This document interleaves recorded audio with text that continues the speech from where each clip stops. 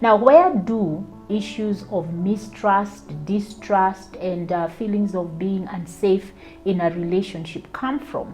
They really come from, one, your environment when you were growing up. Your first 10 years of life are very, very important in you developing a healthy world view. That template that is laid when you are young becomes the way you build on your relationship. Two ways that you will respond to that in life. You will either be obsessively looking to trust someone, so you trust too quickly and then you get burnt, or you become one who does not trust anyone at all. The other things that can cause you to be a person who's not able to trust others is experience. You can grow up in a very protective home, you feel very safe in that home, and then you enter into your young adult years, into your teenagehood years,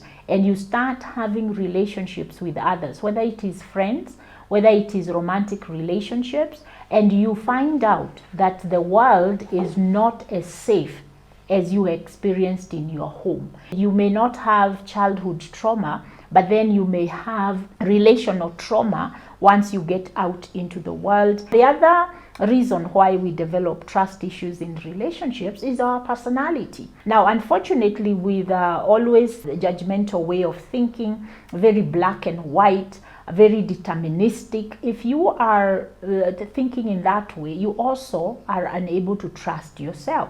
Now, there are other simple things that we normally will experience within our process of getting to know each other in our long-term relationships, and it is unfulfilled expectations. Then there is unkept promises.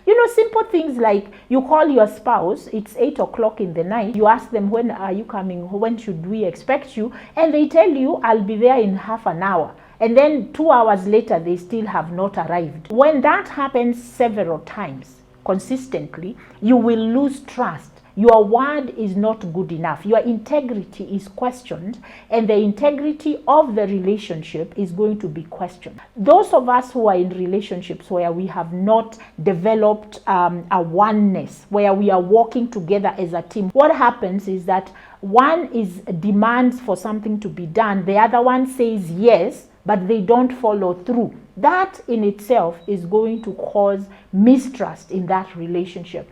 The other big one is when I catch you or you are caught by your spouse engaging people of the opposite sex for emotional support, or even for sexual support or social support, where you go out with people, but your spouse is not aware, or you are hiding. When these things come out, trust is going to be broken. Betrayal happens, and it's very hard to develop trust after betrayal has happened, because one of the things that happens is that now the wounded spouse is going to constantly be triggered to think that something is happening behind their backs. So if you have a spouse who keeps looking at your phone, just to know that whatever it is that happened that broke the trust, that has caused them to constantly feel unsafe, constantly feel that they are going to be betrayed again, they are going to be hurt again, and nobody wants the pain. Maybe small things like, I was sick, and instead of you coming to care for me when I was sick,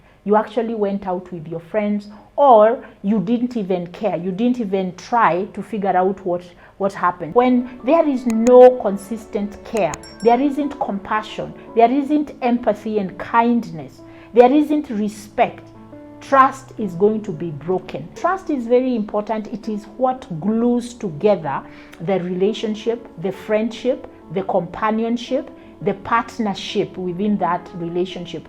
Trust is what is going to maintain goodwill within your relationship.